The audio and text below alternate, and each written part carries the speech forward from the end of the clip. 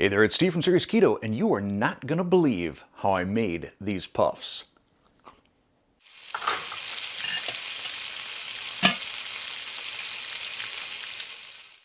After last week's video where I made gunpowder roasted radishes, which I'll link to up here, I decided I wanted to see if I could make a keto tater tot out of radishes.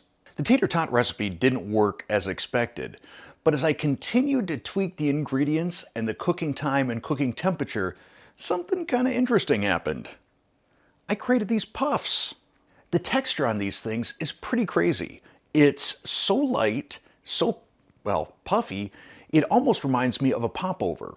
We'll get to the recipe in just a second, but first I want to talk about a few of the ingredients. First off, Parmesan cheese. I strongly recommend fresh grated Parmesan cheese. I have not tried the stuff in the green shaker bottle, but I suspect it's probably not going to work. As was the case with the recipe last week, this recipe calls for boiled radishes. The process is the same. You just boil them over high heat in a large saucepan or small stock pot, and you want the radishes to get to a point where you can easily slide a toothpick in and out of them. This will take about 25 minutes, give or take. The one sort of specialty ingredient in this recipe is xanthan gum. Now I suspect if you do keto or any kind of keto baking, you probably have xanthan gum. If you don't, it is a great pantry staple. Xanthan gum can be used as a thickener, an emulsifier, or in the case of this recipe, a bit of a binder. I'll include a link to xanthan gum down in the description below, along with any other equipment I might use in this video. Now, let's make some radish puffs. We'll start with 1 cup of shredded Parmesan, that's about 70 grams. And to that I will add 1 teaspoon of xanthan gum, about 3 grams, which I'm going to try and sprinkle around a little bit. Then I will add 1 teaspoon of Italian seasoning. And pulse this a handful of times, just to get all that Italian seasoning and xanthan gum evenly distributed. Then I'll add 8 ounces or 225 grams of my boiled and drained radishes, and 1 large egg. I'll give this a few pulses to drag the radishes down, and then run this at full speed until it gets nice and mixed, scraping down the sides as necessary. I want the consistency to basically look like a dip,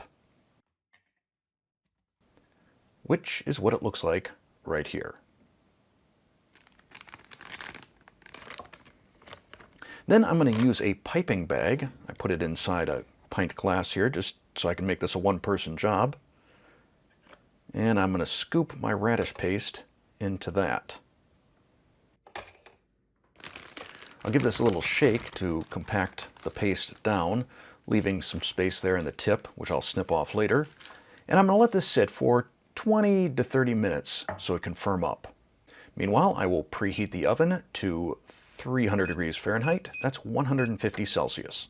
Now, while I use a piping bag for this recipe, you could just as easily put this in a Ziploc bag and cut the end off, or, I don't know, what else you could use? A caulking gun? Nah, that probably wouldn't work. Now I'll snip the tip off my piping bag and start piping out my puffs. I go about 1 inch, maybe a little bit more than 1 inch, call it 3 centimeters in diameter. Making them this size will yield somewhere between 24 and 30 puffs. Into the oven, these will go for 45 minutes, and I'll rotate the pan halfway through.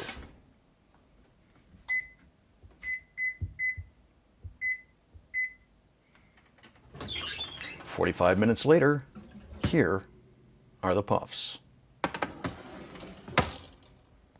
I'm transferring these to a wire rack just so they can cool for just a minute or two before serving. I still want to serve them warm though.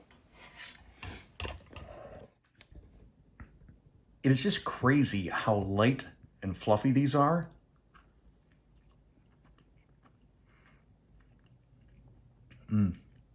Now, I'm also going to dip one of these into some marinara.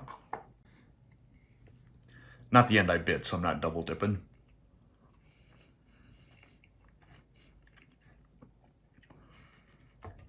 It's hard to believe that this is made from radishes. So good. Ooh, puffy. Soft.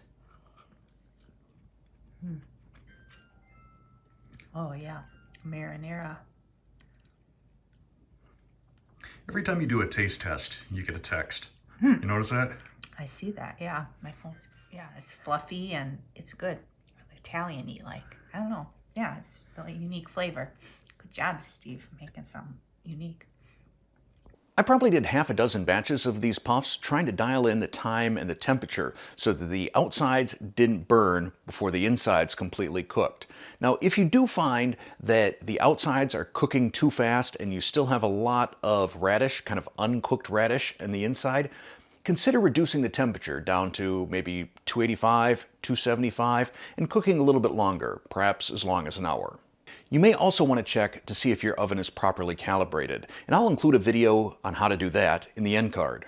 Again, similar to last week's recipe, what I love about this is it's also a technique. You don't have to use Italian seasoning. You could use any kind of seasoning. Maybe you want to put a little taco seasoning in there, or perhaps, I don't know, some ranch powder.